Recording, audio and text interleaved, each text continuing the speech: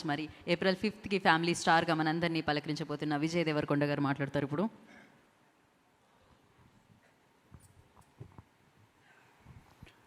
అందరికీ నమస్కారం. ఈ ప్రెస్ మీట్ చూస్తున్న అందరికీ, ఇక్కడ ఉన్న ప్రెస్ ఫ్యామిలీ అందరికీ నమస్కారం.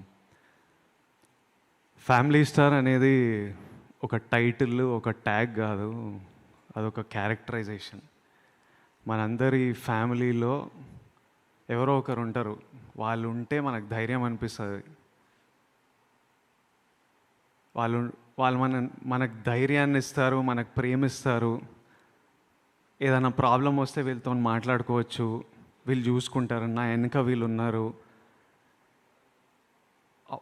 వాళ్ళు ఫ్యామిలీ స్టార్. ఈ సినిమాలో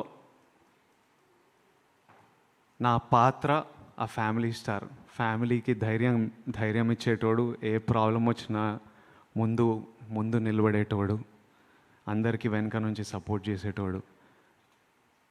నా ఫ్యామిలీ స్టార్ గోవర్ధన్ రావు, మా నాన్న.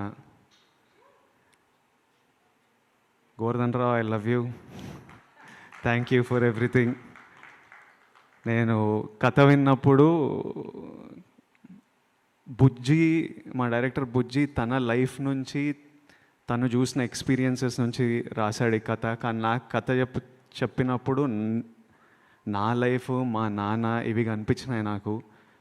కథ వినంగానే ఈ క్యారెక్టర్ పేరు గోవర్ధన్ అని పెడదామని అడిగా. ఈ సినిమాలో నేను గోవర్ధన్ అనే క్యారెక్టర్ ప్లే చేస్తున్నా. ఎందుకంటే నాకు ఈజీ అయిపోతుంది క్యారెక్టర్ ప్లే చేయడం. ఒక విజువల్, ఒక పేరు విజువల్గా అనిపిస్తే దానికి తగ్గట్టు ఒక బిహేవియర్ వచ్చేస్తుంటుంది, ఒక రెస్పాన్సిబిలిటీ వస్తుంది.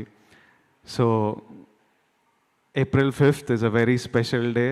April 8th మా నాన్న birthday. I hope he feels proud about this film.